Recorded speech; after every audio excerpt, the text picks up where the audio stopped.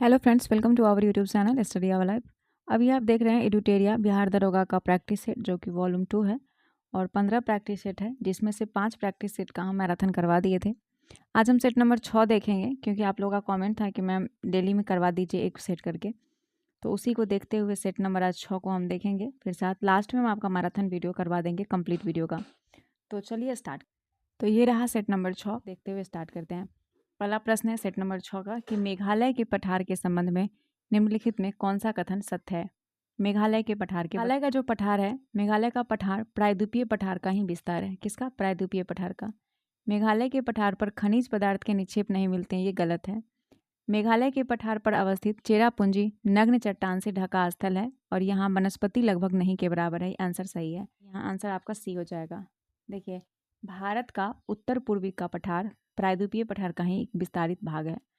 छोटा नागपुर के पठार की तरह मेघालय का पठार भी कोयला, लोहा, सिलिमेनाइट, चूना पत्थर, यूरेनियम जैसे खनिज पदार्थ के लिए जो है वो इम्पोर्टेंट है, मतलब माना जाता है यूरेनियम वगैरह के लिए भी। और उत्तर पूर्वी पठारी क्षेत्र में अधिकतर वर्षा दक्षिण पश्चिम मानसून के कारण होती है, उत्तर पूर्वी पठारी क्षेत्र में, जिसके परिणाम स्वरूप क्या होता है कि मेघालय का पठार एक अति अपर्दित भूतल है। चेरापूंजी नग्न चट्टान से ढका स्थल है चेरापूंजी, और यहाँ वनस्पति लगभग नहीं के बराबर है, नहीं के बराबर वनस्पति है चेरापूंजी में। नौकरेक मेघालय पठार की सर्वोच्च चोटी है, नौकरेक, ध्यान दीजिएगा। अगला सवाल देखिएगा कि निम्नलिखित में कौन सी एक नदी कावेरी नदी की सहायक नदी नहीं है। तो कावेरी की सहायक नदी इसमें से इंद्रावती नहीं है, इंद्रावती नहीं है। इंद्रावती नदी कावेरी की सहायक नहीं है, ये गोदावरी की सहायक है। किसकी?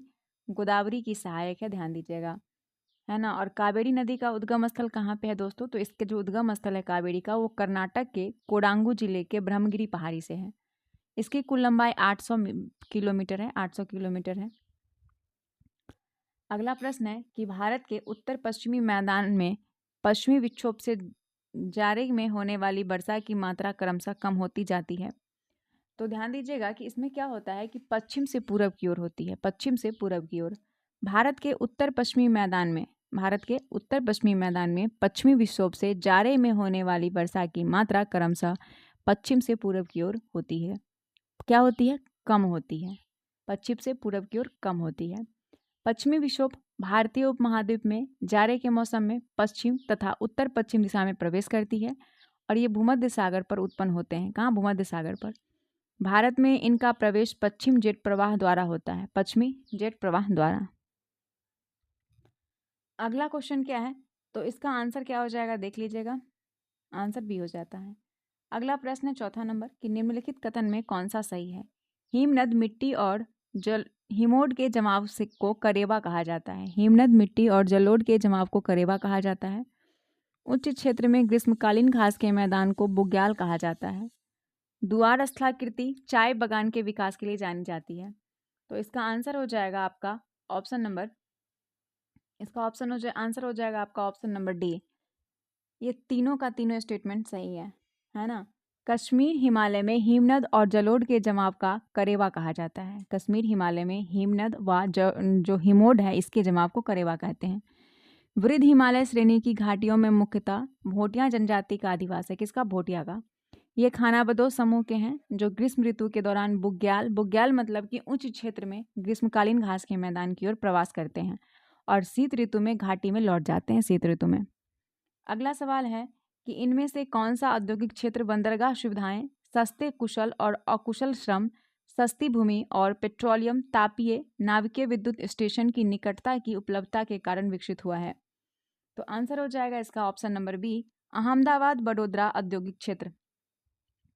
अहमदाबाद बड़ोदरा औद्योगिक क्षेत्र के विकास के लिए जिम्मेदार कारक है कपास की उपलब्धता, बंदरगाह सुविधाओं की उपलब्धता, सस्ते कुशल और अकुशल श्रमिक, सस्ती भूमि और पेट्रोलियम, तापीय और नाविकीय विद्युत स्टेशन, ये सभी इसकी निकटता है। ठीक है, तो आंसर आपका अहमदाबाद बड़ोदरा औद्योगिक क्षेत्र हो जाएगा। अगला प्रश्न है कि निम्नलिखित पहाड़ी जनजाति को पश्चिम से पूरब की ओर सही क्रम में व्यवस्थित कीजिए। तो पश्चिम से पूरब में करना है तो पश्चिम सबसे पहले आपका हो जाएगा गारो, फिर खासी, गारो, खासी, जैंतिया और नागा। ऑप्शन नंबर सी हो जाएगा, गारो, खासी, जैंतिया और नागा। इसे आप पश्चिम से पूर्व की ओर जो है सही से क्रम से व्यवस्थित कर सकते हैं। अगला क्वेश्चन है कि दिन और रात की अवधि से संबंधित निम्नलिखित कथन में कौन सा सही है। तो भूमध्य रेखा के निकट, क्वेश्चन क्या है ध्यान से सुनिएगा, कि भूमध्य रेखा के निकट अंतर न्यूनतम होता है और उससे दूर जाते ही अंतर बढ़ता जाता है। ये स्टेटमेंट आपका बिल्कुल जो है वो सत्य दिया हुआ है। भूमध्य रेखा के निकट अंतर न्यूनतम होता है और उससे दूर जाएंगे तो अंतर बढ़ता जाता है। पूरे वर्ष विषुवत रेखा पर क्या होता है, पूरे वर्ष विषुवत रेखा जिसको भूमध्य रेखा बोलते हैं उस पर दिन और रात समान होती है। क्यों? क्योंकि विषुवत रेखा का सूर्य के सापेक्ष कोणीय झुकाव सदैव शून्य होता है, सूर्य के सापेक्ष। निम्नलिखित में कौन सा देशों का समूह इजराइल के साथ सीमा साझा करता है। तो इजराइल के साथ सीमा साझा करता है 4 पड़ोसी देश। इजराइल जो है 4 पड़ोसी देश के साथ सीमा साझा करता है ना। एक है लेबनान, सीरिया, जॉर्डन और मिस्र। Answer A, Lebanon, Syria, Jordan और मिस्र। अच्छा, जो इजराइल है इसकी राजधानी कहाँ है, तो जेरूशलम है। इजराइल की राजधानी जेरूशलम है। 1949 में युद्ध विराम समझौता की ग्रीन लाइन के अनुसार उत्तर में इजराइल की सीमा लेबनान के साथ लगती है, उत्तर में। पूर्वोत्तर में गोलन हाइट्स और सीरिया, पूर्व में वेस्ट बैंक और जॉर्डन, दक्षिण पश्चिम में गाजा पट्टी और मिस्र है। ठीक है। भूमध्य सागर इजराइल की पश्चिमी सीमा है, भूमध्य सागर। इतना बात ध्यान रखिएगा। सूची 1 को सूची 2 से सुमेलित करना है। तो सबसे पहले एक तरफ प्रायद्वीप दिया हुआ है, दूसरी तरफ भौगोलिक स्थिति दिया हुआ है। तो आइबेरियन प्रायद्वीप जो है ये बिस्के की खाड़ी में, बाल्कन प्रायद्वीप काला सागर, कोला प्रायद्वीप श्वेत सागर, कोप्यार्क प्रायद्वीप कारपेंटारिया की खाड़ी, ये सभी सामने सामने आपका सही दिया हुआ है। आइबेरियन प्रायद्वीप जो है वो बिस्के की खाड़ी में है, बाल्कन प्रायद्वीप काला सागर में, कोला प्रायद्वीप श्वेत सागर में और कोप्यार्क प्रायद्वीप कारपेंटारिया की खाड़ी में। तो आंसर आपका 1, 2, 3, 4 बिल्कुल सही दिया हुआ है। अगला सवाल है कि वायुमंडल की निम्नलिखित संघटक गैसों पर विचार कीजिए। Argon, neon, helium, carbon dioxide. आयतन की प्रतिशत के हिसाब से उपयुक्त गैसों का सही अवरोही क्रम निम्नलिखित में कौन सा होगा। तो प्रतिशत के अकॉर्डिंग बताना है, अवरोही क्रम में, अवरोही क्रम ही है ना, सॉरी, हाँ अवरोही क्रम में बताना है। तो आर्गन का कितना होगा, आर्गन का होगा 0.93% आर्गन होता है हमारे वायुमंडल में। नियॉन की बात करें तो नियॉन आपका हो जाएगा 0.0018%। ठीक है। कार्बन डाइऑक्साइड कितना है, 0.038%। ठीक है। और एक बच गया हीलियम, हीलियम आपका हो जाएगा 0.0005%। तो क्रम में व्यवस्थित कीजिएगा तो सबसे पहले आर्गन, फिर कार्बन डाइऑक्साइड, फिर आपका हो जाएगा नियॉन और हीलियम। आंसर आपका क्या हो जाएगा, बी। आंसर बी हो जाएगा। नेक्स्ट सवाल है कि सूची 1 को सूची 2 से सुमेलित करना है। तो यहाँ पे भी हम वही देखेंगे। एक तरफ उष्णकटिबंधीय चक्रवात का विभिन्न नाम है और देश दिया हुआ है। तो बिली विलेज ये आपका ऑस्ट्रेलिया का है, ऑस्ट्रेलिया का है बिली विलेज।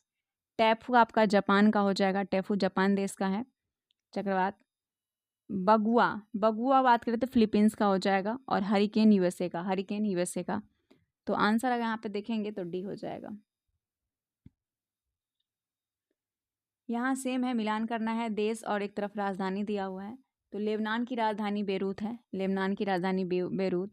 मॉरिशस की राजधानी हो जाएगा पोर्ट लुई, मॉरिशस की राजधानी पोर्ट लुई। अर्जेंटीना की राजधानी हो जाएगा ब्यूनस आयर्स और जर्मनी का बर्लिन हो जाएगा। ये भी सामने सामने सही है, 1, 2, 3, 4 ऑप्शन नंबर ए हो जाएगा। चलिए आगे देखते हैं। निम्नलिखित प्रदूषक पर विचार कीजिए। उपयुक्त में कौन से प्राथमिक प्रदूषक नहीं है, नहीं है इस बात पे ध्यान दीजिएगा। वाष्पशील कार्बनिक यौगिक, कार्बन डाइऑक्साइड, भूस्तरीय ओजोन और अम्ल वर्षा। इसमें से भूस्तरीय ओजोन और एक अम्ल वर्षा ये 2 प्राथमिक प्रदूषक नहीं हैं। प्राथमिक प्रदूषक क्या होता है, तो प्राथमिक प्रदूषक वो प्रदूषक होता है जो किसी स्रोत से सीधे सीधे उत्सर्जित होते हैं, किसी स्रोत से, जबकि द्वितीय प्रदूषक के साथ ऐसा नहीं होता है। भूस्तरीय ओजोन एक द्वितीय प्रदूषक है। क्यों? क्योंकि ये 2 प्राथमिक प्रदूषक के धूप व स्थिर वायु में प्रतिक्रिया करके जो है उत्पन्न होती है। और 2 प्राथमिक प्रदूषक हैं नाइट्रोजन के ऑक्साइड तथा वाष्पशील कार्बनिक यौगिक। अम्ल वर्षा भी एक द्वितीय प्रदूषक ही हो जाएगा, अम्ल वर्षा। 14 नंबर प्रश्न है कि निम्नलिखित पक्षियों में कौन सा IUCN की लाल सूची के अनुसार गंभीर रूप से संकटग्रस्त घोषित किया गया। तो एक है श्वेत उदर वाला बगुला, Bengal florican, spoon billed sandpiper. श्वेत उदर बगुला, Bengal florican, spoon billed sandpiper, ये सभी आपका जो है ये सभी IUCN के अकॉर्डिंग लाल सूची के अनुसार गंभीर रूप से संकटग्रस्त घोषित हो चुका है। अशोक का गंधार से प्राप्त अभिलेख निम्नलिखित में किन लिपियों में लिखा गया है? तो इसे यूनानी और अरमाइक लिपि में लिखा गया है। अशोक का कंधार अभिलेख इस क्षेत्र में प्रयुक्त होने वाली यूनानी तथा अरमाइक नामक 2 लिपियों तथा भाषाओं में लिखा गया है। अब यहाँ पे सूची 1 को सूची 2 से मिलाना है। एक तरफ दी हड़प्पा संस्कृति की बस्ती, नदी जिस पर अवस्थित है वो हड़प्पा जो सभ्यता है वो किस नदी के किनारे है? तो रावी नदी के किनारे पड़ता है, रावी नदी के किनारे। मोहनजोदड़ो सिंधु नदी, कालीबंगा घग्घर हो जाएगा, लोथल भोगवा हो जाएगा, है ना। और अगर हम वर्तमान स्थिति की बात करें तो हड़प्पा आपका रावी नदी, वर्तमान ये पंजाब पाकिस्तान में पड़ता है, मांटगोमरी। मोहनजोदड़ो की बात करें तो ये सिंधु नदी, लरकाना सिंध पाकिस्तान में पड़ता है। और चनहुद्रो भी याद रखिएगा क्योंकि प्रश्न इससे भी बनता है चनहुद्रो से, ये भी सिंधु नदी के तट पर है और ये भी सिंधु पाकिस्तान में पड़ता है, ठीक है। कालीबंगा घग्घर नदी के किनारे है, गंगानगर राजस्थान में है। और लोथल आपका भोगवा नदी के तट पर है, अहमदाबाद गुजरात में, ठीक है। तो इस तरीके से इसका आंसर हो जाएगा आपका ऑप्शन नंबर ए। अगला सवाल देखिएगा। अगला सवाल क्या कर रहा है कि गुज्जर प्रतिहार राष्ट्रकूट एवं पाल वंश के शासक के बीच चली लंबी लड़ाई की चर्चा प्रायः त्रिपक्षीय संघर्ष के रूप में की जाती है। सदियों तक चली इस लड़ाई का कारण क्या था? तो इसका कारण था कन्नौज पर नियंत्रण के लिए। किसके लिए? कन्नौज। तीनों राजवंश कन्नौज पर नियंत्रण के लिए सदियों तक संघर्ष करते रहे कन्नौज के लिए, क्योंकि कन्नौज जो था वो गंगा के उपजाऊ एवं साधन संपन्न क्षेत्र में अवस्थित था और कन्नौज की स्थिति सामरिक रूप से महत्वपूर्ण थी। त्रिपक्षीय संघर्ष में अंततः गुज्जर प्रतिहार वंश विजय हुआ। जिस समय त्रिपक्षीय संघर्ष हो रहा था उस समय पाल वंश का शासक कौन था? धर्मपाल था। ये इंपॉर्टेंट है, जो संघर्ष में महत्वपूर्ण भूमिका निभाया था, धर्मपाल। अगला सवाल आता है कि निम्न कथन पर विचार कीजिए। अलाउद्दीन खिलजी के समय सबसे ज़्यादा मंगोल आक्रमण हुए। ये स्टेटमेंट बिल्कुल आपका राइट है कि अलाउद्दीन के समय सबसे ज़्यादा मंगोल शासन जो हुआ था। अलाउद्दीन ने सैनिक को इक्ता की जगह नगद वेतन देना तय किया, ये भी सही है। दिल्ली सल्तनत में अलाउद्दीन खिलजी का समय सबसे अधिक मंगोल आक्रमण हुआ था, जिस कारण अलाउद्दीन को एक विशाल सेना भी रखनी पड़ी थी। अलाउद्दीन ने सैनिक को इक्ता के स्थान पर नगद वेतन देना स्टार्ट कर दिया था, है ना। और इल्तुतमिश जो था, इल्तुतमिश जब शासक था उस समय 1221 में चंगेज खान सिंधु के तट पर आया था, इल्तुतमिश के समय में। ये इंपॉर्टेंट है, इस बात को ध्यान रखिएगा। चलिए अगला है कि शीत युद्ध मुख्य रूप से किन 2 देशों के बीच हुआ था? तो शीत युद्ध कब हुआ था? सबसे पहले ये याद रखिए, 1947 से लेके 1991 के बीच आपका शीत युद्ध हुआ था और ये 2 महाशक्ति के बीच वैचारिक और भू राजनीतिक तनाव का दौर था। अमेरिका जो कि पूंजीवाद था और सोवियत संघ जो कि साम्यवाद के बीच वैचारिक मतभेद था। इसमें हथियार के दौर दोनों देशों ने परमाणु हथियारों का भंडारण किया, लेकिन प्रत्यक्ष रूप में युद्ध से बचा। प्रॉक्सी युद्ध की अगर हम बात करें तो प्रॉक्सी युद्ध जो है ये कोरिया और वियतनाम युद्ध जैसे संघर्षों में दोनों ने परोक्ष रूप से भाग लिया था, प्रॉक्सी युद्ध। और 1991 में सोवियत संघ के विघटन के साथ शीत युद्ध जो है वो समाप्त हो गया था। तो 1947 से 91 ध्यान दीजिएगा। चिनक्लीज खां के संदर्भ में निम्नलिखित कथन पर विचार कीजिए। चिनक्लीज खां वो औरंगजेब का मशहूर सेनापति रह चुका था। चिनक्लीज खान को निजाम उल मुल्क की पदवी दी गई। तो इसमें से अगर हम बात करें, चिनक्लीज खान ने आसफ जाही वंश की नींव डाली। इसने एक विशाल सेना खड़ी की जिसमें हिंदू और मुसलमान के अलावा नागा सन्यासी भी थे। केवल 4 ही आपका सही, गलत है, बाकी सही है, क्योंकि पूछा है गलत कौन सा है, तो केवल 4 गलत है। देखिए, चिनक्लीज खां औरंगजेब का एक मशहूर सेनापति रह चुका था, सही है।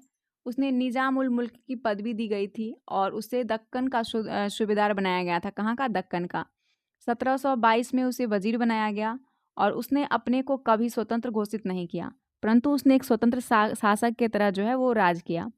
उसने आसफ जाही वंश की नींव डाली। उससे उत्तराधिकारी हैदराबाद के निजाम कहलाए, उसके उत्तराधिकारी। और ये जो था कि ये चौथा स्टेटमेंट जो गलत था वो इसलिए क्योंकि एक शक्तिशाली सेना था जिसमें हिंदू और मुसलमान के अलावा नागा सन्यासी शामिल थे। अवध के शासक ने खड़ी की थी, चिनक्लीज खां ने नहीं। किसने? अवध के शासक ने, ना कि चिनक्लीज खां। निम्नलिखित में कौन सा कथन बौद्ध संघ के संदर्भ में सही नहीं है? तो दिया है कि संघ के पुरुष और स्त्रियों के रहने के लिए अलग अलग व्यवस्था थी। ये स्टेटमेंट आपका जो है वो सही दिया हुआ है। सभी व्यक्तियों संघ में प्रवेश ले सकते थे। संघ में प्रवेश के लिए बच्चों को अपने माता पिता से अनुमति लेनी होती थी। विवाहित स्त्रियों को संघ में प्रवेश के लिए अपने माता पिता से अनुमति की आवश्यकता होती थी। गलत। विवाहित स्त्रियां जो है वो अपने पति से अनुमति लेती थी। किससे? पति से।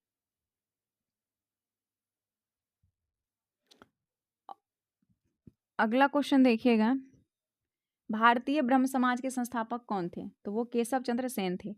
भारतीय ब्रह्म समाज का जो स्थापना हुआ था वो केशव चंद्र सेन किए थे। देवेंद्र नाथ ठाकुर और केशव चंद्र सेन ने ब्रह्म समाज को दो प्रमुख नेता थे। 1866 ईस्वी में ब्रह्म समाज में विभाजन होता है इसका, 1866 में। केशव चंद्र सेन ने भारतीय ब्रह्म समाज की स्थापना की। केशव चंद्र सेन, भारतीय ब्रह्म समाज। रॉयल इंडियन नेवी विद्रोह किस वर्ष हुआ था? तो ये जो हुआ था फरवरी 1946 में हुआ था। रॉयल इंडियन नेवी विद्रोह 1946 फरवरी में हुआ था, जिसमें मजदूर एवं अन्य द्वारा उनका साथ दिया गया था। नाविक तथा उनके समर्थक और ब्रिटिश फौज तथा पुलिस के बीच जो संघर्ष हुआ उसमें बंबई में करीब 300 लोगों की मृत्यु हुई। कितना? 300 लोगों को। अखिल भारतीय कांग्रेस कमेटी के द्वारा 8 अगस्त 1942 को बंबई में किस प्रस्ताव को पास किया गया? तो बंबई में प्रस्ताव भारत छोड़ो प्रस्ताव को पास किया गया। भारत छोड़ो प्रस्ताव को। अखिल भारतीय कांग्रेस कमेटी की मीटिंग 8 अगस्त 1942 को होती है बंबई में, जिसमें भारत छोड़ो प्रस्ताव को जो है स्वीकार किया गया। 1927 ईस्वी में साइमन कमीशन के गठन का मुख्य उद्देश्य क्या था? तो साइमन कमीशन के गठन का उद्देश्य था संवैधानिक सुधार के प्रश्न पर विचार करना। संवैधानिक सुधार के प्रश्न पर विचार करना 1927 के साइमन कमीशन का उद्देश्य था। बंगाल विभाजन से संबंधित कथन में कौन सा कथन असत्य है? बंगाल विभाजन। जुलाई 1905 ईस्वी में बंगाल विभाजन की घोषणा की गई। बंगाल विभाजन के दिन पूरे बंगाल में शोक दिवस के रूप में मनाया गया। सही है। गरम दल और नरम दल के नेता ने इस विभाजन के विरुद्ध पृथक पृथक आंदोलन चलाया। ये स्टेटमेंट जो है बिल्कुल असत्य दिया हुआ है।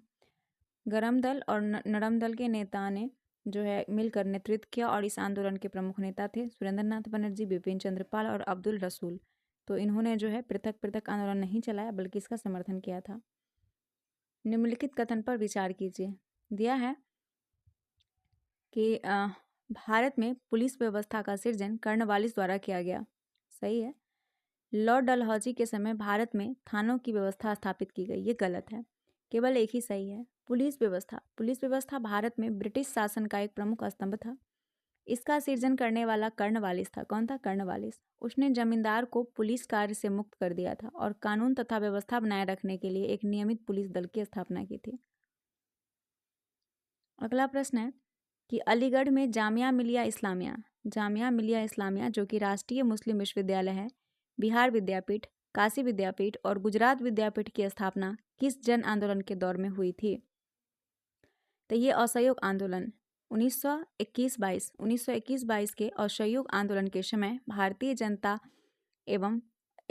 जनता एक अभूतपूर्व हलचल के दौर से गुजरी और हजारों की संख्या में छात्रों ने सरकारी स्कूल कॉलेज को छोड़कर राष्ट्रीय स्कूल और कॉलेज में प्रवेश ले लिया।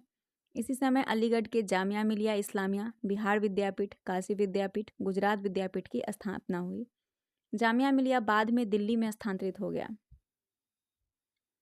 तीस्ता प्रहार अभ्यास 2025 का आयोजन भारतीय सेना द्वारा कहाँ किया गया? तो ये किया गया पश्चिम बंगाल में। Answer B. तीस्ता प्रहार अभ्यास 2025 का आयोजन जो है पश्चिम बंगाल में तीस्ता फील्ड फायरिंग रेंज में किया गया। अगला है 30 नंबर प्रश्न। 30 नंबर प्रश्न है कि रेखा गुप्ता दिल्ली की नई मुख्यमंत्री बन गई। वो इस पद पर आसीन होने वाली कौन सी महिला बन गई है? तो ये चौथी है। कैसी है? चौथी है।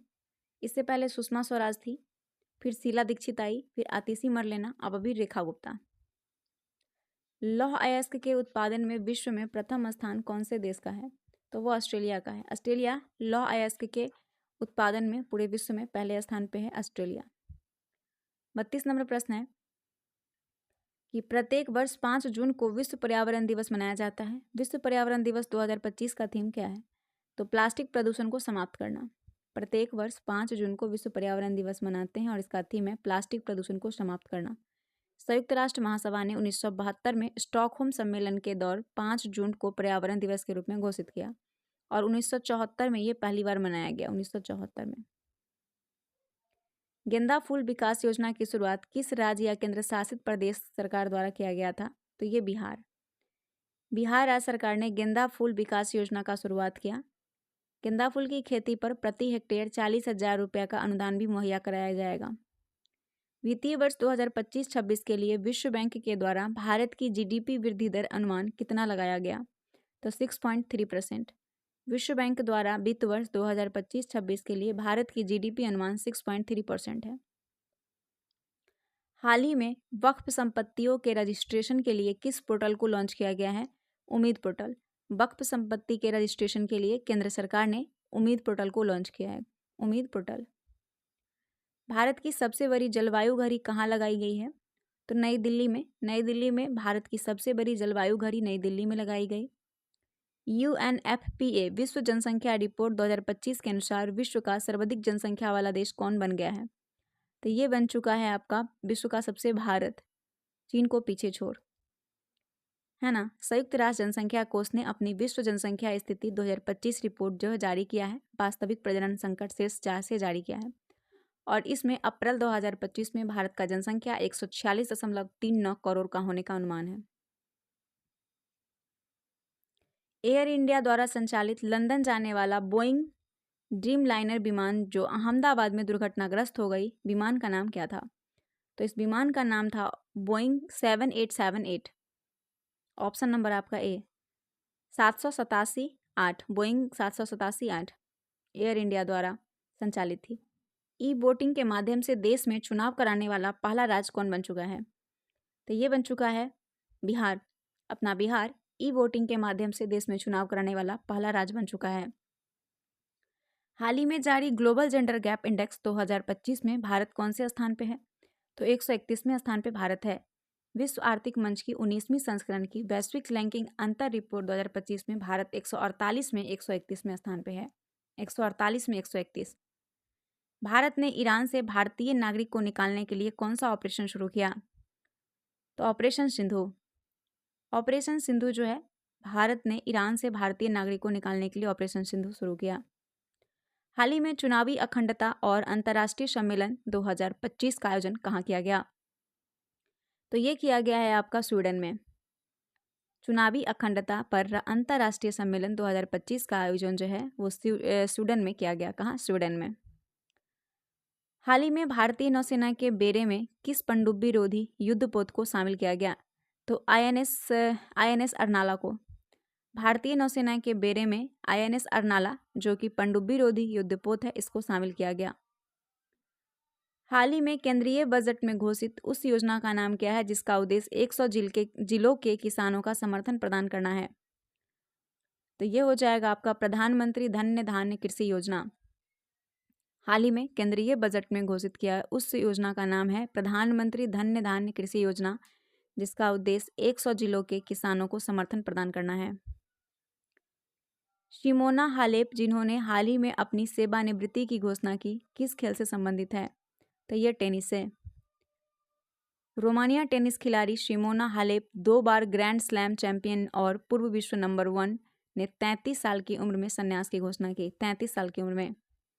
PM अजय योजना का प्राथमिक उद्देश्य क्या है? तो इसका उद्देश्य है गरीबी को कम करना, अनुसूचित जातियों की सामाजिक आर्थिक स्थिति में सुधार करना। Option number B.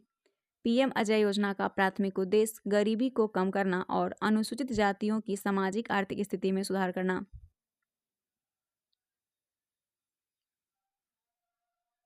भारत में निम्नलिखित राजनीतिक दलों के संदर्भ में विचार कीजिए।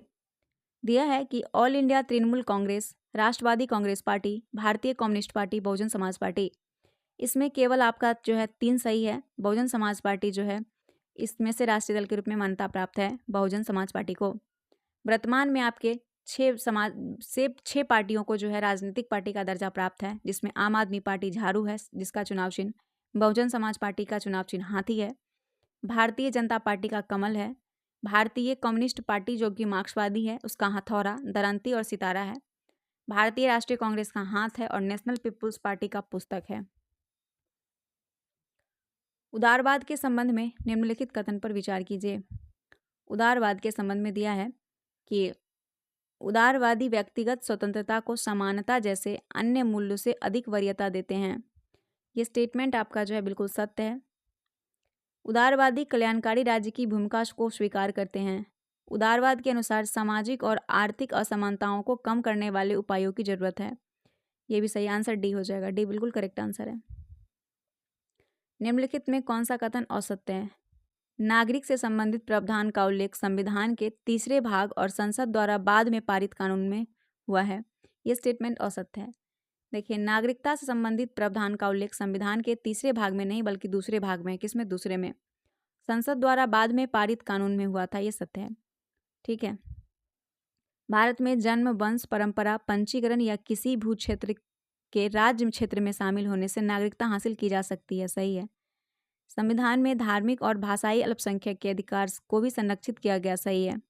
सर्वोच्च न्यायालय ने बम्बई की झोपड़पट्टियों में रहने वाले के अधिकारों के बारे में समाजकर्मी ओल्गा टेनिस की जनहित याचिका यानी ओल्गा टेलिस बना बम्बई नगर निगम 1985 पर एक महत्वपूर्ण फैसला किया। ये भी सही है। पहला गलत है, बाकी सभी सही है। धर्मनिरपेक्षता के संबंध में नेहरू के विचार हैं। तो इनका विचार है धर्मनिरपेक्ष राष्ट्र में सभी धर्मों को राष्ट्र द्वारा समान संरक्षण दिया जाना तथा अन्य धर्म की कीमत पर किसी एक धर्म की वफादारी नहीं करना। सही है। तमाम किस्म की सांप्रदायिकता का पूर्ण विरोध। ये स्टेटमेंट सही है। राज्य और धर्म के बीच पूर्ण संबंध विच्छेद जरूरी। गलत। केवल आपका 1 और 2 जो है वो सही दिया हुआ है धर्मनिरपेक्षता के बारे में।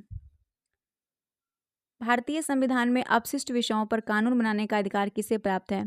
तो अपशिष्ट विषयों पर कानून केंद्र बना सकता है। कौन? केंद्र बना सकता है। आर्टिकल 248 याद होगा। 248 में अपशिष्ट व्यक्तियों के संबंध में प्रावधान है। निम्नलिखित में कौन सा संशोधन शहरी स्थानीय निकाय या नगर पालिका से संबंधित है? तो 74वां संविधान संशोधन शहरी स्थानीय निकाय या नगर पालिका से संबंधित है। 74। 73 आपका पंचायत से संबंधित है। निम्नलिखित कथन पर विचार कीजिए। संसद संविधान के किसी भी अंश या प्रावधान में संशोधन कर सकती है बशर्ते ये मूल ढांचे का उल्लंघन न करता हो। सही है। न्यायालय ने संविधान के मूल ढांचागत विशेषताओं का सिद्धांत केशवानंद भारती मुकदमे के अपने निर्णय में दिया था। ये स्टेटमेंट भी सत्य है। यानी दोनों स्टेटमेंट जो है वो आपका बिल्कुल सही दिया हुआ है। 54 नंबर प्रश्न क्या है देखिएगा कि संविधान की उद्देशिका में प्रयुक्त निम्नलिखित शब्दों का सही क्रम व्यवस्थित करें। तो सबसे पहले प्रभुत्व संपन्न, फिर समाजवादी, फिर धर्मनिरपेक्ष यानी पंथ निरपेक्ष जो भी बोले, उसके बाद लोकतंत्र, गणराज्य, लोकतंत्र फिर गणराज्य, यानी आंसर आपका बी हो जाएगा। संविधान सभा के गठन से संबंधित निम्नलिखित कथन पर विचार कीजिए। 1934 में भारतीय राष्ट्रीय कांग्रेस ने संविधान सभा के गठन की मांग को पहली बार अपनी अधिकृत नीति में शामिल किया। ये स्टेटमेंट जो है आपका पूछा है असत्य कथन, तो ये तो सही है। भारत में संविधान सभा की प्रथम बैठक दिसंबर 1946 में हुई थी। ये भी सही है। तो औसत ना तो एक गलत है ना तो दो, दोनों सही दिया हुआ है। अनुच्छेद 22 के अंतर्गत व्यक्ति की गिरफ्तारी और निवारक निरोध के संरक्षण के संबंध में निम्नलिखित में कौन सा कथन सही नहीं है? तो दिया है कि किसी व्यक्ति को अपनी रुचि के वकील से परामर्श करने तथा प्रतिरक्षा प्राप्त करने के अधिकार से वंचित नहीं किया। असत्य पूछा गया तो गिरफ्तार किए गए व्यक्ति को गिरफ्तारी के कारण से अवगत कराए बिना अभिरक्षा में निरुद्ध नहीं रखा जाएगा। सही है। किसी व्यक्ति को अपनी रुचि के वकील से परामर्श करने तथा प्रतिरक्षा प्राप्त करने के अधिकार से वंचित नहीं किया जाएगा। सही है। गिरफ्तार किए गए तथा अभिरक्षा में निरुद्ध रखे गए प्रत्येक व्यक्ति को उसकी गिरफ्तारी से 24 घंटे के भीतर निकटतम मजिस्ट्रेट के समक्ष प्रस्तुत करना। ये भी सही है। किसी व्यक्ति को निवारक निरोध अधिनियम के अंतर्गत गिरफ्तार किया गया हो या तो इस मामले के 1 माह के भीतर परामर्शदात्री बोर्ड के सम्मुख रखना हो। ये गलत है। डी गलत है, बाकी सभी सही है। वैज्ञानिक आधार पर राष्ट्रीय आय की गणना BKR राव द्वारा किस वर्ष किया गया? तो ये 1931 में किया गया था। भारत में सर्वप्रथम राष्ट्रीय आय की गणना दादा भाई नौरोजी ने 1868 से 67 में इसमें की थी। और भारत की प्रति व्यक्ति आय दादा भाई नौरोजी 20 रुपया बताए थे। कितना? 20 रुपया। BKR राव द्वारा 1931 में पुनः वैज्ञानिक आधार पर राष्ट्रीय आय की गणना किया गया 1931 में। सर्वाधिक तरल मुद्रा रूप क्या है? तो वो है M1। भारत में आरबीआई द्वारा मुद्रा आपूर्ति के 4 रूप को प्रदर्शित करता है, M0, M1, M2 और M3। फ्रैंकफर्ट शेयर मूल्य सूचकांक किस देश के स्टॉक एक्सचेंज से संबंधित है? तो ये जर्मनी से है। फ्रैंकफर्ट शेयर मूल्य सूचकांक किससे? जर्मनी से। वर्ष 1955 में गठित कार्बे समिति का संबंध निम्न में किससे है? कार्बे समिति का संबंध लघु उद्योग से है। 1955 में आया था, 1955 में। भारत में सामाजिक बैंकिंग सेवा की शुरुआत किस वर्ष प्रारंभ की गई थी? तो सामाजिक बैंकिंग सेवा की शुरुआत 1969 में हुआ था, 1969 में। चुनावी बॉन्ड योजना को किस बजट में पेश किया गया था? तो चुनावी बॉन्ड योजना को पेश किया गया था 2017-18 के बजट में, 2017-18 के बजट में। निम्नलिखित में कौन सा प्रकाश संश्लेषण के लिए आवश्यक है? तो क्लोरोफिल आवश्यक है। सूर्य का प्रकाश, कार्बन डाइऑक्साइड और जल, ये सभी जरूरी है प्रकाश संश्लेषण के लिए। रेशम के संदर्भ में निम्नलिखित कथन पर विचार कीजिए। रेशम कीट पालन को सेरीकल्चर कहते हैं। रेशम फाइबर यानी रेशे प्रोटीन से बने होते हैं। रेशम के रेशम कीटों से प्राप्त किए जाते हैं, ये भी सही है। यानी तीनों स्टेटमेंट जो है वो रेशम के बारे में सही है। अब है कि सूची को मिलाना है। एक तरफ अम्ल का नाम है जिसमें पाया जाता है वो है फॉर्मिक अम्ल। फॉर्मिक अम्ल पाया जाता है चेटी के डंक में, फॉर्मिक अम्ल। कैल्शियम हाइड्रोक्साइड ये पाया जाता है आपका ये पाया जाता है आपका चूने के पानी में। टार्ट्रिक अम्ल इमली और अंगूर में। सोडियम हाइड्रोक्साइड साबुन में। आंसर क्या हो जाएगा? 1, 2, 4, 3, ऑप्शन नंबर ए। प्रोकैरियोटिक और यूकैरियोटिक कोशिका में अंतर के संदर्भ में निम्नलिखित कथन पर विचार कीजिए। तो दिया है कि सामान्यतः प्रोकैरियोटिक कोशिका आकार में बड़ी जबकि यूकैरियोटिक कोशिका आकार में छोटी होती है। ये स्टेटमेंट जो है आपका गलत है। प्रोकैरियोटिक कोशिका में केंद्रक झिल्ली की अनुपस्थित होती है जबकि यूकैरियोटिक में केंद्रक झिल्ली उपस्थित होती है। सही है। प्रोकैरियोटिक कोशिका में एक क्रोमोसोम होता है जबकि यूकैरियोटिक कोशिका में एक से अधिक क्रोमोसोम होता है। ये भी सही है। यानी 2 और 3 सही है। 2 और 3। निम्नलिखित में कौन जैव विकास की अवधारणा से संबंधित है? तो चार्ल्स डार्विन जैव विकास की अवधारणा से संबंधित है। 1859 में जिनकी पुस्तक थी, 1859 में पुस्तक थी दी ओरिजिन ऑफ स्पीसीज में उन्होंने दिया था। अब है मिलान करना। देखिएगा तो मिलान करने में दिया हुआ है कि मिलान करने के लिए है कि एक तरफ आपका फाइलम का नाम है, उस फाइलम की विशेषता दिया हुआ है। देखिए मिलान करते हैं। एनालिडा जो है ये वास्तविक देह गुहा होता है। एनालिडा। आर्थ्रोपोडा आपका जंतु जगत का सबसे बड़ा संघ होता है। आर्थ्रोपोडा। मोलस्क का खुली संवहन तंत्र है। और इकाइनोडर्मेटा त्वचा कांटों से आच्छादित होता है, त्वचा कांटों से। आंसर ए हो जाएगा। 69 देखिएगा कि पुष्पी पौधे में लैंगिक जननांग के संदर्भ में निम्नलिखित कथन पर विचार कीजिए। तो दिया है कि पुंकेसर नर जननांग है जो परागकण बनाता है। स्त्रीकेसर मादा जननांग है जो पुष्प के केंद्र में अवस्थित होता है।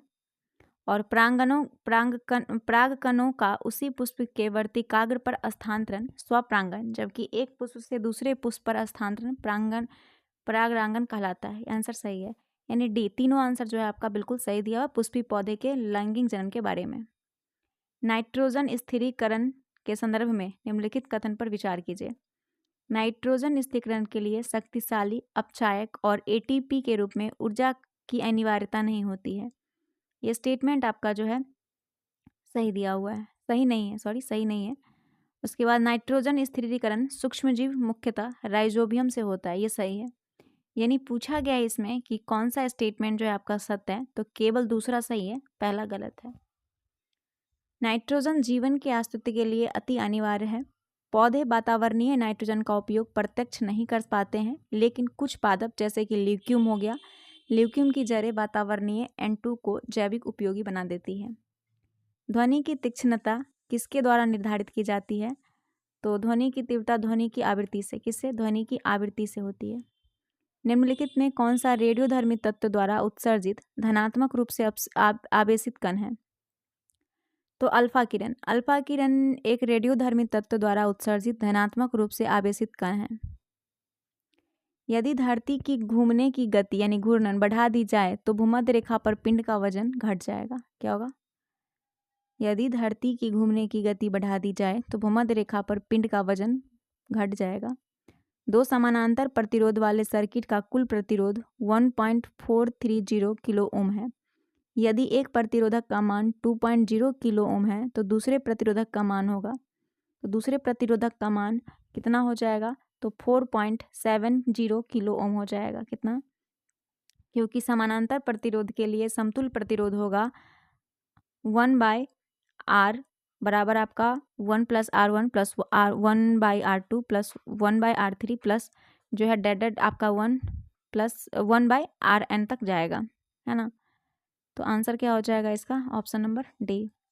50 डिग्री सेल्सियस का मान फ़ारेनहाइट स्केल में क्या है? सबसे इजी तरीके से आप इसे निकाल सकते हैं कि 1/2 × 180 बराबर F - 32। तो यहाँ 202 से आपका 180 कटेगा 90 बार में, ठीक है। तो 90 बराबर आपका कितना हो जाएगा? F - 32।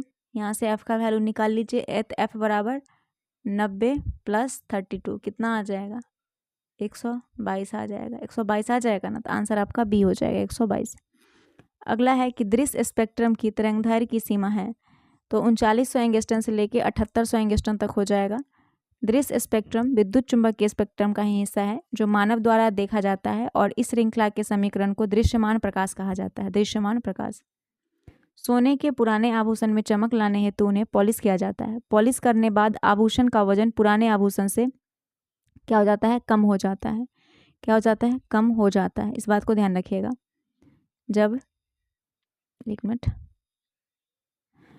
जब सोने के पुराने आभूषण में चमक लाने हेतु उन्हें पॉलिश किया जाता है तो पॉलिश करने के बाद आभूषण का वजन क्या हो जाता है? कम हो जाता है।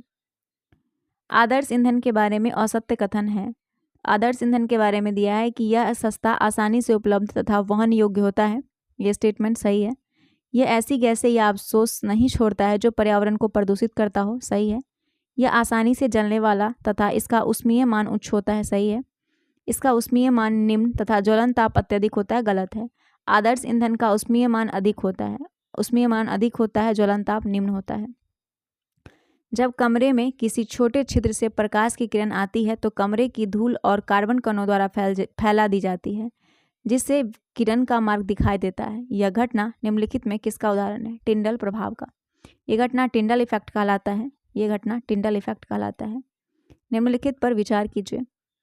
एड्रेनलिन, एस्ट्रोजन और टेस्ट्रोजन उपयुक्त हार्मोन में कौन सा या से जंतुओं में लड़ने अथवा भागने की परिस्थिति में शरीर को स्थिति से निपटने के लिए तैयार करने का कार्य करता है? तो ये हो जाएगा आपका एड्रेनलिन हार्मोन। एड्रेनलिन हार्मोन जो है ये मनुष्य सहित अनेक जंतुओं में लड़ने अथवा भागने की परिस्थिति में शरीर को स्थिति से निपटने के लिए तैयार करने का कार्य एड्रेनलिन हार्मोन द्वारा किया जाता है। निम्नलिखित में कौन सा विकल्प तरंगदैर्घ्य का बढ़ता हुआ क्रम प्रदर्शित करता है? तो ये हो जाएगा आपका रेडियो तरंगे, अवरक्त किरणें, एक्स किरणें और गामा किरणें। आंसर डी हो जाएगा। एस्पिरिन के संदर्भ में कौन सा कथन सही नहीं है? एस्पिरिन नार्कोटिक पीड़हारी होता है, यह आपका गलत है। सही नहीं है। यह प्रभावी दर्द निवारक होता है। यह रक्त को थक्का नहीं जमने देता है। यह तांत्रिकीय सक्रिय औषध है। सही है। यानी ए गलत है, बाकी सभी सही है। शांति निकेतन को किस वर्ष यूनेस्को की विश्व धरोहर सूची में शामिल किया गया? तो 2023 में। शांति निकेतन 2023 में शामिल हुआ। ठीक है। पहाड़ का पर्यायवाची शब्द। पहाड़ का पर्यायवाची हो जाएगा भूधर। क्या हो जाएगा? भूधर। Jofra Archer the England fast bowlers is than accurate. तो यहाँ पे क्या हो जाएगा? मोर फास्ट हो जाएगा। More fast. Jofra Archer the England fast bowler is more fast than accurate हो जाएगा यहाँ पे। ठीक है। राष्ट्रीय एड्स नियंत्रण कार्यक्रम की शुरुआत किस वर्ष की गई थी? तो राष्ट्रीय एड्स नियंत्रण कार्यक्रम की शुरुआत 1992 में की गई थी। 1992 में की गई थी। 1 दिसंबर को एड्स डे के रूप में मनाते हैं। सुपर कंडक्टर के आविष्कारक निम्न में कौन है? तो आविष्कारक हो जाएंगे इसके एच कामरेलिंग। क्या हो जाएंगे? एच कामरेलिंग। हे रामा तुम कहाँ हो वाक्य में कौन सा कारक है? तो ये हे रामा, हे जहाँ लगाओ ये संबोधन है। किसका है? संबोधन कारक है। ठीक है। अगला प्रश्न है 89 नंबर की formally put an into a system practice और institute select appropriate one word substitution. तो यहाँ पे आपको वन वर्ड सब्स्टिट्यूशन बताना है। तो किसके लिए? तो formally put an end to a system, practice और इंस्टीट्यूट। इस सेंटेंस के लिए एक वर्ड बताना है, तो हो जाएगा आपका ऑब्लिश। क्या हो जाएगा? ऑब्लिश मतलब होता है उन्मूलन। क्या होता है इसका मतलब? उन्मूलन होता है। ठीक है। निम्नलिखित में कौन सा वाक्य अशुद्ध है? मुझे भारी दुख हुआ। मुझे भारी दुख हुआ। मुझे भारी दुख हुआ, ये वाक्य गलत है। इसमें भारी की जगह बहुत बहुत शब्द का प्रयोग होगा, सॉरी मतलब हुआ नहीं, होगा। किसका? मुझे बहुत दुख हुआ, ये होता, नॉट अ भारी होता। निम्न में किस खेल से बंकर तथा मैलेट शब्द संबंधित है? बंकर और मैलेट। बंकर और मैलेट शब्द पोलो से संबंधित है। किससे? पोलो से। आर्थिक सहयोग और विकास संगठन का मुख्यालय कहाँ स्थित है? तो ये पेरिस में। आर्थिक सहयोग और विकास संगठन को 1948 में गठित किया गया था, जिसे 1961 में परिवर्तित करके यह नाम दिया गया और इसका मुख्यालय पेरिस में है। 38 सदस्य देश है इसमें, 38। राष्ट्रीय ग्रामीण रोजगार गारंटी अधिनियम कब पारित हुआ? तो 5 सितंबर 2005 को। राष्ट्रीय ग्रामीण रोजगार गारंटी अधिनियम को 5 सितंबर 2005 को पारित किया गया। रेड क्रॉस को किस वर्ष शांति के नोबेल पुरस्कार से सम्मानित नहीं किया गया था? तो 1972 में नहीं किया गया। रेड क्रॉस की स्थापना 1863 में हेनरी ड्यूरेंट ने किया था। 1917, 1944 और 1963, ये 3 साल है जहाँ पे उसे सम्मान दिया गया था नोबेल पुरस्कार, 17, 44 और 63। अब आपका मैथ और रीजनिंग का प्रश्न है, फटाफट बना लीजिएगा। डी हो जाएगा आंसर। अगला सवाल का आंसर है बी, 600। और ये जो क्वेश्चन है इसका आंसर 23 आएगा। 98 नंबर का आंसर डी हो जाएगा। इधर देखिएगा, डी। श्रृंखला रीजनिंग का प्रश्न है 99 का ए हो जाएगा। और एक लास्ट प्रश्न है आपका, इसका 14 मीटर हो जाएगा। होप सो कि आपको ये सेट पसंद आएगा। अगर दोस्तों पसंद आए तो प्लीज़ सपोर्ट कीजिएगा। आप सभी के सपोर्ट और प्यार का चैनल को बहुत ज़रूरत है, क्योंकि वीडियो काफ़ी दिन से नहीं आ रहा था, चैनल का रीच काफ़ी डाउन हो चुका है। तो थोड़ा सा सपोर्ट कर दीजिए। मिलते हैं अगली वीडियो के साथ, तब तक के लिए धन्यवाद। जय हिंद, जय भारत।